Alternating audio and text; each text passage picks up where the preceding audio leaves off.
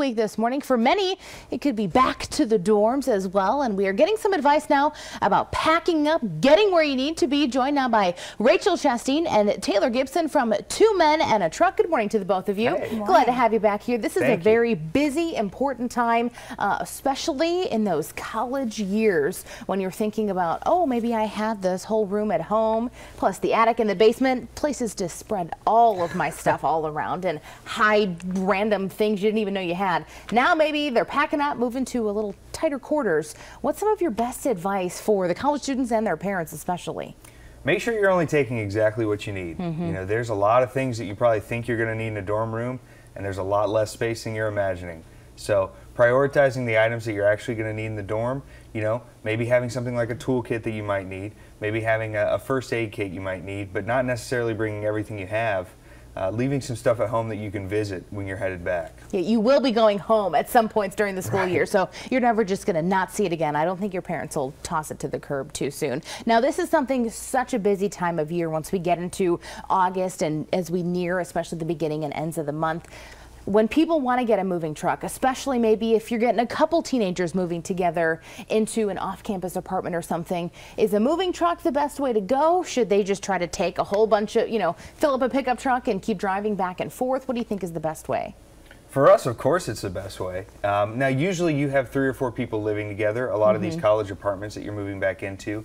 So if you know that you have your storage, you know you have to be out by a certain day, letting us know with a few weeks in advance is always a good way to make sure that you get the truck at the time you need it.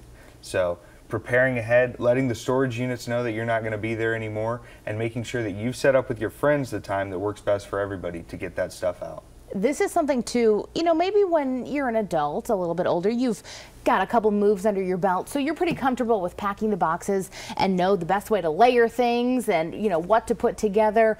Maybe when this is going to be your first big move and your parents say, okay, here you go, pack up your room. Is there, how should you try to organize this and make sure you're maximizing the space of these boxes? Definitely labeling the boxes is a big deal.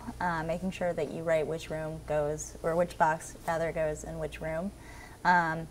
Utilizing boxes so that you can fill them to their most or safest level of capacity there is definitely important. Making sure that you use proper padding with paper and stuff like that for breakables, plates, china, that sort of thing.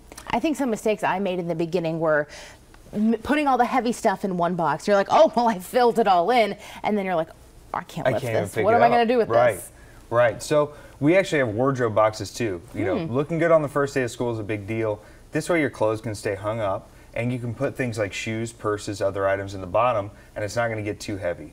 That way your clothes are looking good when you get there. You can hang them right back up, fold the box, and then have it when you're ready to leave again too. Good idea then. You don't have to start ironing things. Now, is there a difference between maybe using paper towels, tissue paper, maybe some leftover newspaper when you're wrapping up some of those breakables? We're a big proponent of the newspaper paper. So we actually buy it blank. We use it. The guys can use as much or as little as they need when they're packing stuff, especially if it's fragile. So, there are newspapers around that you can definitely get. A lot of people like the bubble wrap, but it sort of gives you one layer for everything. Whether it's a plate, whether it's a stereo piece, you've just got that layer of bubble wrap. So we can kind of customize the newspaper and make it a little thicker or thinner depending on what we're actually packing. And kind of like, do that with it when it's kind of an odd shape of something. Yeah, absolutely. Good advice here. I know all those college kids who are maybe sleeping right now, they're going to need to see this again. It'll be posted online for you, WTXL.tv. Thank you both so much for your advice. Thank you. We appreciate you stopping by. Stay with us. We are back in just 2 minutes.